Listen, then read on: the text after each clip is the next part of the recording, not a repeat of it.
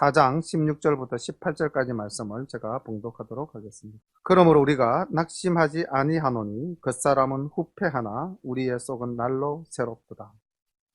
우리의 잠시 받는 환난의 경한 것이 지극히 크고 영원한 영광의 중한 것을 우리에게 이루게 함이니 우리의 돌아보는 것은 보이는 것이 아니요 보이지 않는 것이니 보이는 것은 잠깐이요 보이지 않는 것은 영원함이니라.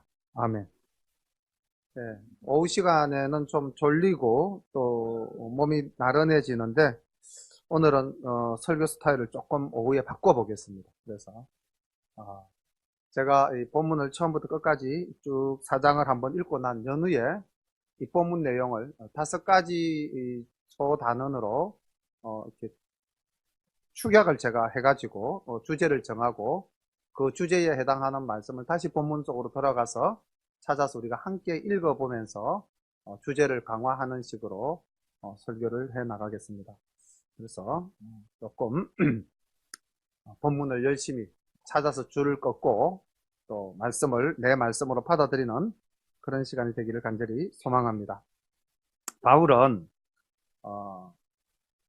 본인이 사도된 것에 대한 여러 가지 시비가 있었기 때문에 계속해서 그 사도가 됨을 증명하는 그런 변론을 하고 있는데 오늘 우리가 만나게 되는 본문 4장도 그런 사도에 대한 변론 가운데 나온 말씀인데 이 사도라는 직분이 얼마나 영광스러운 직분인지, 자, 우리가 영광스러운 직분이다 이렇게 생각하면 어떤 생각이 다음에 이어져 옵니까? 영광스럽다, 뭔가가 귀하게 되고 뭔가 누리게 되고 뭔가 지배하게 되고 뭔가 풍성하게 가지게 된다, 그런 쪽으로 연결되지 않습니까? 영광, 존귀, 뭐 이게 영광이나 존귀나. 근데 바울은 그렇게 이야기를 하지를 않습니다. 이 사도라는 직분을 받은 이 영광의 직분은 누리고 즐기고 가지는 것이 아니라 어떻게 하는 것이다? 고난당하는 것이다. 그걸 이야기하고 있습니다. 그럼 이거는 바울만이 그러냐? 아니죠. 우리도 주님의 사도된 자리에 서 있기 때문에 오늘 본문 말씀을 통해서 우리도 한 번 더 결단하는 시간이 되어야 될 줄로 믿습니다. 예수 믿고 뭐 누리고 잘되고 복되고 영광스럽다? 이거는 어디에서 누릴 거냐면 이 땅에서입니까? 아니면 하나님 나라에 가서입니까? 하나님 나라에 가서입니다. 그래서 이 땅에서는 우리가 그 영원한 영광을 누리기 위해서 이 땅에서 우리는 잠시의 고난을 당하는 것을 우리가 기쁨으로 여겨야 한다. 이렇게 이제 바울은 4장에서 이야기하고 있습니다. 제가 본문을 처음부터 쭉 끝까지 읽는데 저만 읽으면 힘이 드니까 우리 한 절씩 교독해서 읽으면서 본문 내용을 한번 정리하도록 그렇게 하겠습니다. 이러므로 우리가 이 직분을 받아 긍휼하심을 입은 대로 낙심하지 아니하고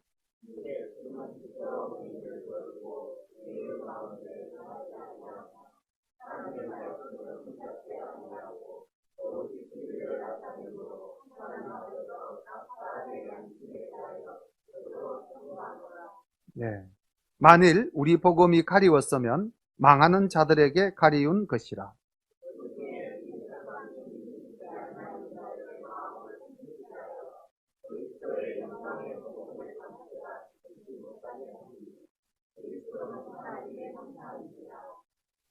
우리가 우리를 전파하는 것이 아니라 오직 그리스도 예수의 주 되신 것과 또 예수를 위하여 우리가 너희의 종된 것을 전파함이라.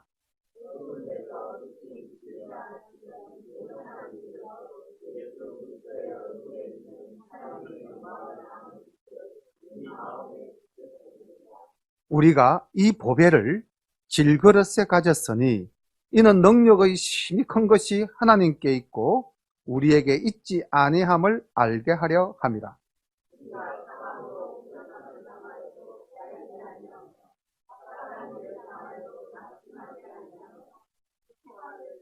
핍박을 받아도 버림받지 아니하며 거꾸로 뜨림을 당하여도 망하지 아니하고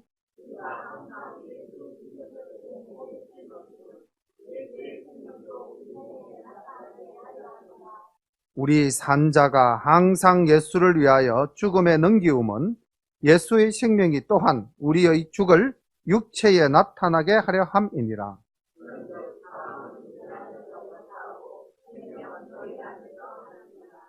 기록한 바 내가 믿는 고로 말하였다 한 것 같이 우리가 같은 믿음의 마음을 가졌으니 우리도 믿는 고로 또한 말하노라.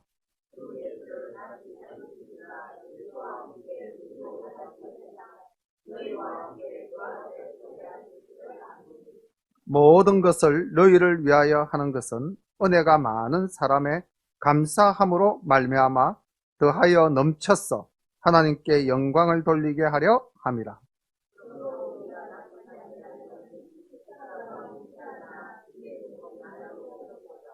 우리의 잠시 받는 환난의 경한 것이 지극히 크고 영원한 영광의 중한 것을 우리에게 이루게 함이니 우리의 돌아보는 것은 보이는 것이 아니요 보이지 않는 것이니 보이는 것은 잠깐이요 보이지 않는 것은 영원함이니라. 아멘. 본문 말씀을 이렇게 쭉 끝까지 한번 우리가 읽었는데 읽어도 무슨 말씀인지 잘 모르시겠죠. 근데 이 내용을 제가 5가지로 말씀을 준비하면서 정리해 보았습니다. 우리가 오늘 제목이 크고 영원한 영광인데 이 크고 영원한 영광은 하나님의 사람으로서 부르심을 받은 자가 누리는 크고 영원한 영광입니다. 그러니까 바울에게 있어서는 자기가 사도됨으로써 받아 누리는 큰 영광이라고 하고 있고요.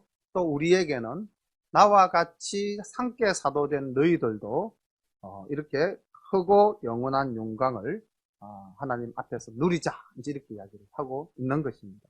그런데 이런 크고 영광스러운 그 영화로운 영광을 누리기 위해서는 우리가 어떠한 결단 또는 어떠한 자세를 갖추어야 하는가. 오늘 본문을 5가지로 제가 한번 정리를 해보았습니다. 우리가 예수를 믿는다 고백하고 각 교회에서 또 각자가 맡은 역할을 가지고 있는데 우리가 그 맡은 역할, 직분이라고도 하죠. 직분자의 자세는 어떠하여야 하는가. 또 우리가 주님의 사도로서 우리는 어떠한 자세를 갖춰야 되는가. 첫째, 어떠한 상황 속에서도 낙심하지 않는다는 것입니다. 따라서 한번 해보겠습니다. 어떠한 상황 속에서도 낙심하지 않는다. 네, 우리가 뭐 이렇게 살아가다 보면은 내 환경이 굉장히 힘들어지면 우리 낙심하기 쉽죠. 사람은 사회적 동물이다 이렇게 이제 이야기하면서 나는 환경에 지배당할 수밖에 없어 이렇게 우리가 연약한 소리를 하는 경우도 있고 또 그런 소리를 듣는 경우도 참 많습니다. 근데 주님의 사도된 자, 주님의 직분 맡은 자는 결단코 그러하지 않다는 것입니다. 바울은 어떻게 고백하고 있는가? 8절과 9절을 우리 함께 읽어보겠습니다. 사도된 우리는 어떠한 상황 속에서도 낙심하지 않습니다. 그 모범을 바울이 보여주고 있습니다. 8절 시작. 우리가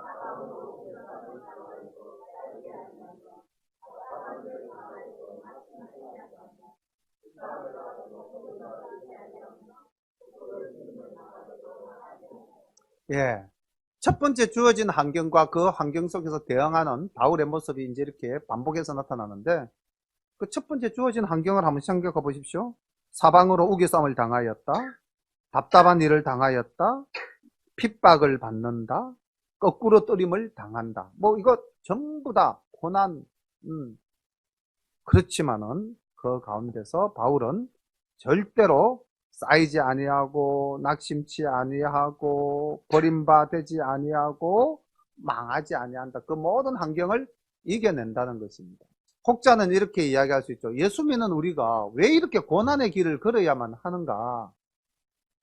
예수 믿으면 뭔가 다 잘 되고 누리고 행복해야 되는데 왜 예수를 믿으면 이렇게 고난을 받는가? 거기에 대해서 주님은 이렇게 말씀하셨습니다. 요한복음 15장 19절 제가 한번 읽어보겠습니다. 너희가 세상에 속하였으면 세상이 자기의 것을 사랑할 터이나 너희는 세상에 속한 자가 아니요 도리어 세상에서 나의 택함을 입은 자인 고로 세상이 너희를 미워하느니라. 그러니까 우리가 이 땅을 살아가면서 우리가 예수님을 선택했기 때문에 우리 누구로부터 미움을 받는다? 이 세상으로부터 미움을 받을 수밖에 없다는 겁니다. 왜? 사탄이 자기 영역 속에 있는 사람을 예수님께 빼앗겼습니다. 그래서 사탄으로부터 우리가 미움을 받는다. 사탄으로부터 우리가 이 땅을 살아가면서 당하게 되는 이 모든 세상에서의 고난은 당연한 거라는 겁니다. 당연한. 예수님이 그렇게 말씀하셨거든요. 너희가 세상에 속하지 아니하고 나에게 속하였기 때문에 너희가 이 세상에서 고난을 받는 것은 당연한 것이다. 그럼 너희들 그 고난 받을 때 어떻게 할래? 나를 원망하고 나를 배반하고 돌아갈래? 세상으로? 아니면은 나와 함께 끝까지 가겠느냐? 이랬을 때 바울은 끝까지 가겠다고 결단하고 어떠한 상황 속에서 주님을 의지하고 낙심하지 않았다라고 본문 말씀 속에서는 고백하고 있는 것입니다. 두 번째, 그럼 이런 상황 속에서 내가 낙심하지 않는 그 힘은 어디에서 오는가? 바울은 이렇게 이야기하고 있습니다. 두 번째 내용이 따라 한번 읽어보겠습니다. 나는 부족하지만 능력 주시는 주님을 의지하여 당당하게 행한다. 예. 그러니까 우리는 이 세상에서 적대자가 되어서 고난받을 수밖에 없는 나약한 존재, 부족한 존재지만은 내 스스로는 나의 힘으로는 그 모든 것을 싸워서 이겨나갈 수 없습니다. 바울도 그래서 이렇게 고백합니다. 오늘 본문 7절을 보니까 이렇게 기록되어져 있죠. 우리가 이 보배를 질그릇에 가졌으니 이는 능력의 심히 큰 것이 하나님께 있고 우리에게 있지 아니함을 알게 하려 함이라. 그러니까 나의 연약함을 무엇으로 표현했습니까? 질그릇이라고 표현하고 있습니다. 깨어지기 쉽고 상하기 쉬운 것이 나라는 존재라는 것. 근데 나의 이 질그릇으로 모든 것을 이겨나가는 것이 아니라 우리가 무엇을 가졌기 때문에 이 보배, 주님이 주시는 능력을 가졌기 때문에 우리는 이 모든 것을 이겨나갈 수 있다. 이렇게 이야기하는 것입니다. 비슷한 표현을 바울은 골로새서 1장 29절에서 이렇게 이야기를 하고 있습니다. 나도 내 속에서 능력으로 역사하시는 이의 역사를 따라 힘을 다하여 수고하노라. 그러니까 바울은 내 힘으로 무엇을 한다라고 단 한 번도 이야기하지 않고 모든 것은 주님이 주시는 능력에 의해서 이루어지고 있다라고 이렇게 고백하고 있고요.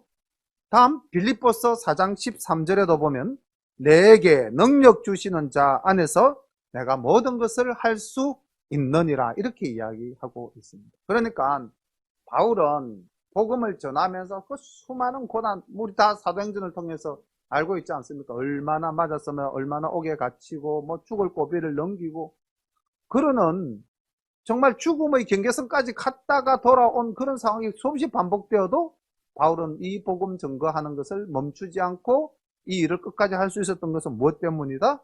나의 능력으로다, 주님의 능력으로다. 주님의 능력으로 이루어졌다라고 이야기하고 있는 것입니다. 세 번째 한번 따라 해보겠습니다. 겸손함으로 진리를 전달한다. 복음 증거하는 자의 첫 번째 가져야 될 미덕이 또한 겸손함입니다. 바울은 우리 본문에서 이렇게 이야기하고 있습니다. 4절 후반부에서부터 이렇게 기록되어 있죠. 4절 후반부. 그리스도는 하나님의 형상이니라. 그리고 5절. 우리가 우리를 전파하는 것이 아니라 오직 그리스도 예수의 주되신 것과 또 예수를 위하여 우리가 너희의 종된 것을 전파함이라. 그러니까 바울이 한 번도 자기를 내세우지 않았다는 겁니다. 뭐 여러분 설교 석상에서 말씀드렸죠. 인간의 본성이 어떤 거냐. 뭔가를 조그만한 것을 하나 해도 이만큼 부풀려서 내가 했노라고 내세우고 싶은 게 인간의 그 심리 아닙니까? 그런데 바울은 정말 하나님 보시기에 엄청난 일을 했음에도 불구하고 단 한 번도 그것을 자기의 자랑으로 내세우지 않았다는 거죠. 겸손했다. 여기 보니까 오직 그리스도 예수의 주 되신 것과 또 예수를 위하여 우리가 너희의 종된 것을 전. 우리가 복음을 전가하기 위해서는 복음 전하는 자의 무엇이 되어야 된다는 이야기입니까? 너무 어려웠습니까? 굉장히 쉬웠는데요. 대답이 바로 나올 줄 알았는데. 우리가 복음을 전하기 위해서는 복음 전하는 자를 무엇으로 삼아야 된다? 상전으로 삼아야 된다는 거예요. 그렇게 해야만 복음이 전거되어진다는 겁니다. 근데 우리가 사실 그렇게 잘 안 하잖아요. 근데 바울은 항상 섬기는 마음으로 내가 너희의 종이다. 그런 마음으로 내가 복음을 전거했다는 거예요. 누가 본을 보이셨습니까? 우리 예수님이 본을 보이셨잖아요. 마가복음 10장 45절에 보면은 주님께서는 이렇게 말씀하셨습니다. 인자에 온 것은 섬김을 받으려 함이 아니라 도리어 섬기려 하고 자기의 목숨을 많은 사람의 대속물로 주려 함입니다. 내가 너희를 섬길 뿐만 아니라 심지어는 내 목숨까지도 너희를 위해서 내어놓기 위해서 이 땅에 왔다. 성탄절은 주님이 이 땅에 죽기 위해서 오신 날입니다. 살기 위해서 오신 날이 아니라 우리를 위해서 죽기 위해서 오신 날. 이렇게 주님이 친히 겸손함을 보이셨고 또 제자들의 발을 씻기시는 그 모습도 보이셨습니다. 그래서 바울도 항상 복음을 전가할 때 섬기는 자의 마음으로 살았다는 거죠. 근데 이 섬기려 한 것이 오히려 그 대적자들에게는 비난이 되었다는 거죠. 네가 오죽 못났으면 우리를 섬기고 있겠냐. 이렇게 교만해져 버렸다는 거죠. 바울이 자기가 직접 천막을 만들어가면서 자비량으로 선교하지 않았습니까? 그래, 니는 돈 받을 형편이 안 되는 능력이 없으니까 네가 싹쓸 안 받는 거지. 이렇게 봉사하고도 욕을 먹는 입장에 바울이 있었지 않았습니까? 그런데 그 바울의 마음에는 항상 내가 주님을 본받았습니다. 섬기는 자로서 해야 되겠다. 참 쉽지 않은 일이죠. 왜냐하면 우리 모두는 뭐가 되고 싶습니까? 조연이 되고 싶습니까? 주인공이 되고 싶습니까? 우리 모두는 주인공이 되고 싶습니다. 근데 주님은 철저히 주인공이 되지 말고 뭐가 되라? 조연이 되라. 네 번째로 바울은 우리 이 본문에서 이렇게 이야기하고 있습니다. 겸손함을 떠나서 이제는 더한 상황으로 고백하고 있습니다. 따라 해보시기 바랍니다. 나는 죽고 예수로 산다. 죽음을 두려워하지 않는다. 내가 죽는 데까지 각오가 되어졌다는 겁니다. 오늘 본문 10절부터 보면은 이렇게 기록되어져 있습니다. 본문 10절부터 한번 보십시오. 우리가 항상 예수 죽인 것을 몸에 짊어짐은 예수의 생명도 우리 몸에 나타나게 하려 함이라. 우리 산자가 항상 예수를 위하여 죽음에 넘기움은 예수의 생명이 또한 우리 죽을 육체에 나타나게 하려 함이니라. 그런즉 사망은 우리 안에 역사하고 생명은 너희 안에서 하느니라. 주 예수를 달리 살리시니가 예수와 함께 우리도 다시 살리사 너희와 함께 그 앞에 서게 하실 줄을 아노니 모든 것을 너희를 위하여 하는 것은 은혜가 많은 사람의 감사함으로 말미암아 더하여 넘쳐서 하나님께 영광을 돌리게 하려 함이라. 아멘. 본문 속에서 바울은 복음을 증거하다가 죽는 일이 두렵지 않다는 겁니다. 복음을 증거하다가 내가 만약에 죽을 수만 있다면 그것은 무엇으로 나타난다? 하나님이 다시 우리를 살리는 역사함으로 나타난다는 거죠. 이런 강한 믿음을 가졌던 바울이었던 겁니다. 그래서 바울은 복음을 전하면서 죽을 고비를 넘겼지만은 복음 전하는 것을 쉬지 않고 계속해서 해나갈 수 있었다는 겁니다. 바울이 그 복음을 증거하기 위해서 1차 전도 여행, 2차 전도 여행, 3차 전도 여행, 그리고 성경에는 4차 전도 여행이 이제 바울이 예루살렘에서 제수의 몸이 되어서 로마까지 가는 거를 이제 성경에서는 4차 전도 여행으로 우리가 이제 파악할 수 있는데, 또 그 성경학자들에 의하면은 로마 감옥에서 잠시 이제 바울이 추록을 합니다. 추록을 해서 다시 갇히기까지 그 어간이 있는데, 그때 바울이 그냥 있었겠느냐? 분명히 복음을 전하러 또 나갔을 것이다. 그렇게 해서 이제 5차 전도 여행까지를 이야기하시는 분들이 계시는데, 바울이 그 당시에 전도를 할 때는 뭐 이렇게 스포츠카를 몰고 갔을까요? 오토바이를 타고 갔을까요? 자전거를 타고 갔을까요? 걸어갔을까요? 걸었어. 수천 킬로를 걸었어. 근데 그걸 5차례에 걸쳐. 누구도 나를 반겨주지 않는 그런 위험한 곳을 향해서 나아갔다는 거예요. 죽음을 두려워하지 않아요. 복음을 전하다가 내가 만약에 죽게 된다면 나는 죽지만은 복음의 그 생명이 누구에게 살아난다? 너희들에게서 살아난다는 거예요. 그래서 여기 12절에 보십시오. 그런즉 사망은 우리 안에서 역사하고 생명은 너희 안에서 하나니라. 내가 비록 복음을 전하다가 죽을지라도 그 복음의 씨앗이 너희들에게 뿌려졌어. 너희들이 하나님을 알게 된다면 영원한 생명이 너희들에게 나타나게 되지 않느냐. 그리고 나는 내가 죽는 것이 아니라고 생각한다는 거죠. 14절에 보니까 이렇게 돼 있죠. 주 예수를 다시 살리신 이가 예수와 함께 우리도 다시 살리사. 이 부활의 소망을 항상 품고 있었다는 거예요. 그러니까 참 우리가 때로는 비겁하고 때로는 소시민적이다라는 것을 느끼는 게 이런 기사를 볼 때 한 번씩 저도 느낍니다. 어떤 사람이 생명의 위협을 느끼면서도 자기 몸을 던져서 한 사람을 구해냈다. 우리 뭐 그런 일들이 참 많지 않습니까? 뭐 지하철역에서 사람이 그 지하철에 떨어지고 그걸 보고 어떤 사람이 뛰어들어서 그 사람을 건져내고 뭐 어떤 경우는 그 사람도 피해서 살았고 또 어떤 경우는 그 사람이 생명을 잃고 뭐 그러는 경우 많고 또 어떤 사람이 길에서 이렇게 뭐 강도나 이렇게 뭐 이렇게 날치기 당한 사람을 만났을 때 목숨을 뭐 따지지 아니하고 막 뛰어들어서 그것을 구해내는 그런 세상에서 말하는 뭐 의인이라고 이야기를 하죠. 그죠? 자기를 돌아보지 않고 정의를 위해서, 사회에서 말하는 정의를 위해서 또는 사회에서 그냥 타인을 위해서도 그렇게 하는 사람들이 참 많지 않습니다. 근데 우리는 예수를 믿노라 하면서도 과연 내가 진리의 터 위에 굳게 서서 이 복음을 위해서 바울처럼 이렇게 내 하나를 내어 던질 수 있는가? 이렇게 돌아보면 참 우리 자신이 나약하다. 그런 생각을 할 때가 참 많지 않습니까? 그런데 성경을 가만히 보면은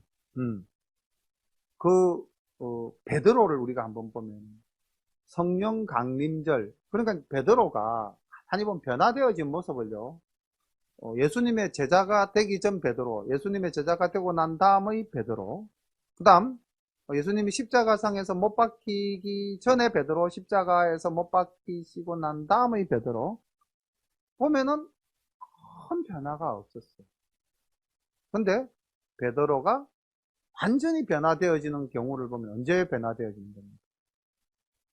오순절 성령 강림절 이후에 나타나는 베드로의 모습은 사복음서에서 나타났던 베드로의 모습은 온데간데 없습니다. 굉장한 베드로로 변해져 있습니다. 사도행전에서 나오는 베드로의 모습과 사복음서에 나오는 베드로의 모습을 한번 보면은 정말로 엄청난 변화죠. 결국 우리가 오늘날 믿음의 한 단계 성숙을 위해서는, 성장을 위해서는 무엇이 필요하다? 성령님의 역사하심을 사모해야 될 줄로 믿습니다. 그리고 그 베드로는 죽음을 두려워하지 않는 바울과 같은 모습으로 복음 전거하다가 십자가에 거꾸로 매달려 죽었다라는 이야기가 있죠. 그 다음 베드로는 아니었지만 우리와 조금 더 가까운 사람 스데반 집사. 스데반 집사는 베드로하고는 사도가 아니니까 우리와 조금 더 가깝죠. 그 스데반 집사가 복음을 전가하다가 돌에 맞아 죽으면서도 하나님 말씀을 전가하는데 조금 더 주저함이 없었습니다. 왜요? 스데반이 돌에 맞아 죽기 직전에 뭐라고 그랬습니까? 하늘 보좌가 열리고 하나님의 모습을 내가 본다고 말하지 않았습니다. 다시 말하면 베드로나 스데반이나 오늘 우리가 말씀드린 바울입니다. 다 부활 소망을 가지고 있었다는 거예요. 이 땅의 것이 전부가 아니고 영원한 것은 하나님 나라에 있다는 것을 믿었기 때문에. 그래서 베드로 사도는 베드로전서 1장에서 이렇게 이야기합니다. 베드로전서 1장 3절 말씀을 보니까 찬송하리로다 우리 주 예수 그리스도의 아버지 하나님이 그 많으신 긍휼대로 예수 그리스도의 죽은 자 가운데서 부활하심으로 말미암아 우리를 거듭나게 하사 산 소망이 있게 하시며 썩지 않고 더럽지 않고 새하지 아니하는 기업을 있게 하시니 곧 너희를 위하여 하늘에 간직하신 것이라. 그래서 하늘나라 소망을 우리에게 주셨고 부활 소망을 우리에게 주셨기 때문에 땅 길을 가도 두려움 없이 갈 수 있었다는 겁니다. 이제 많이 피곤하시죠? 지금 이제 시간이 3시 30분. 곧 끝납니다. 눈을 조금만 크게 뜨시고, 자세를 조금만 바로 하시고, 조금만 버텨주시면 되겠습니다. 제가 마음이 조금 아픈데, 더 아프면 제가 쓰러질 것 같아요. 마지막입니다. 예수 그리스도의 사도로서 살아가는 우리는 현세와 겉사람에 집착하지 않는다는 거예요. 오늘 제가 지금 이 5가지 주제로 압축을 했는데 이거는 본문의 말씀을 그렇게 한번 요약을 해본 겁니다. 보겠습니다. 이 말씀이 어디에 있느냐면은 오늘 제가 예배 전에 읽었던 설교 전에 읽었던 바로 16절, 17절, 18절에 나오는 말씀인데 17절 보면 이렇게 기록되어 있죠. 우리의 잠시 받는 환난의 경한 것이 지극히 크고 영원한 영광의 중한 것을 우리에게 이루게 함이니 우리의 돌아보는 것은 보이는 것이 아니요 보이지 않는 것이니 보이는 것은 잠깐이요 보이지 않는 것은 영원함이니라. 아멘. 예수 안 믿는 사람은 이 말 도저히 무슨 말인지 도저히 못 알아들을 말들입니다. 뭐 보이는 것, 보이지 않는 것, 잠시, 영원함. 세상 사람들은 도저히 이해하지 못하지만은 우리 성도님들은 제가 이 본문을 읽을 때 바로 다 이해하실 줄 믿습니다. 이해하셨죠? 아닙니까? 보이는 것이 뭡니까? 우리들이 보는 것은 보이는 것이 아니요 보이지 않는 것이라는데 보이는 것은 뭡니까? 우리들이 보는 것, 좀 내가 보는 것이 이게 보이는 것이 아니다. 이거 인정하십니까? 진짜 아멘입니까? 확실합니까? 그럼 오늘부터 돈 눈에 안 보이는 거죠? 오늘부터 내 괴롭히는 사람도 눈에 안 보이는 거죠? 그래야 되는 겁니다. 내가 지금 보는 것은 보이는 것이 아니고 뭐라고 했습니까? 보이지 아니하는 것이라고 이야기했으니까 내 소망이 내 중심이 지금 어디에 있습니까? 보이는 것입니까? 보이지 않는 것이 우리 확실하게 한번 이야기해 봅시다. 고백합시다. 자, 보이는 건 맞습니까? 예, 우리 조부식 지사님이 너무 솔직하게 이야기해요. 본심이죠. 이거 우리 모두의 본심입니다. 사실 여기서 우리가 뛰어넘는다는 것은 굉장한 결단 아니면 못 뛰어넘죠. 저는 설교 때마다 이러는 목사님이 진짜 싫었어요. 지금 저처럼 하는 사람. 도저히 대답할 수 없는 것을 지금 던져놨고 대답하라고 강요하는 목사님이 저도 평신 들을 때 엄청 싫었어요. 진짜입니다. 그런데 우리가 말씀을, 진리를 이렇게 자꾸 이제 깨우치다 보면은, 이게 진짜 강조되어질 수밖에 없는 거구나. 그렇게 될 수밖에 없는 거예요. 그래서 저도 본의 아니죠. 본의로 말씀을 드리는 겁니다. 바울의 말씀을 빌렸어. 바울이 그랬어요. 우리가 보는 것은 이 지금 보이는 것, 이 땅의 것이 아니라는 겁니다. 이 땅의 것에 집착하는 사람이 뭐냐? 그 사람이라고 이야기하고 있는 거예요. 그리고 우리가 진정 바라는 것은 보이지 않는 것, 영원한 하나님 나라에 있는 것, 그 영광스러운 것, 부활 소망을 가지고 우리가 정말 지향하는 것, 그 보이지 않는 것이 우리가 지향해야 될 것이고 그것을 지향하는 사람을 무슨 사람? 속사람이라고 이야기합니다. 그래서 우리는 그 사람은 날마다 후패해져 가지만은 우리의 속사람은 날마다 새로워진다. 우리가 말씀을 받아서 아멘하는 그 순간 하나님 나라의 소망은 점점 강해지고 우리는 이 땅의 것을 뛰어넘을 수 있는 힘이 생겨나는 것이죠. 그렇지 않습니까? 네. 그럴 때 우리가 하나님의 사도된 자로서 주님의 제자된 자로서 또 이 시대에 예수 믿는 사람으로서 우리의 온전한 자세인 줄로 믿습니다. 제가 14장 본문을 5가지로 압축해서 주제를 말씀드렸습니다. 다시 한 번 더 압축된 주제만 따라서 한번 말씀해 주시기를 바랍니다. 어떤 상황 속에서도 낙심하지 않는다. 왜냐? 나는 부족하지만 능력 주시는 주님을 의지하여 당당하게 행한다. 의지하여 당당하게 행한다. 좀 문장이 깁니까? 세 번째 문장은 짧습니다. 겸손함으로 진리를 전달한다. 네 번째도 짧습니다. 나는 죽고 예수로 산다. 다섯 번째, 현세와 겉사람에 집착하지 않는다. 예, 이 본문을 5개의 주제로 다시 압축시키고 그 주제에 맞는 본문을 재배치해서 오늘 우리 성도님들과 함께 말씀을 나누었습니다. 오후 설교가 좀 어렵습니다. 왜냐하면은 식사하시고 또 뭐 교회 학교 하시고 이렇게 또 이게 좀 나른하시기 때문에 오늘 방법을 한번 바꿔봤는데 여전히 나른하신 것은 어쩔 수가 없는 것 같습니다.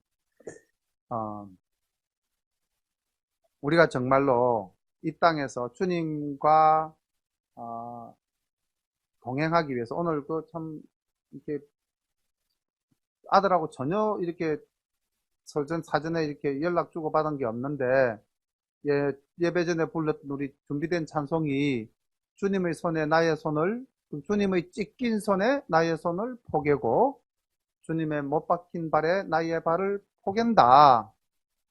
이게 정말로 우리가 이 고백이 진정으로 이루어질 때에 우리는 주님 주신 직분자로서 어떤 상황 속에서도 우리가 낙심하지 않고 주님의 능력에 의지해서 당당하게 복음을 증거하며 또 겸손하게 그리고 나는 죽고 예수로 사는 그런 삶의 모습을 통해서 영원한 하나님 나라의 소망을 품는 우리 열린가족 모두가 될 줄로 믿습니다.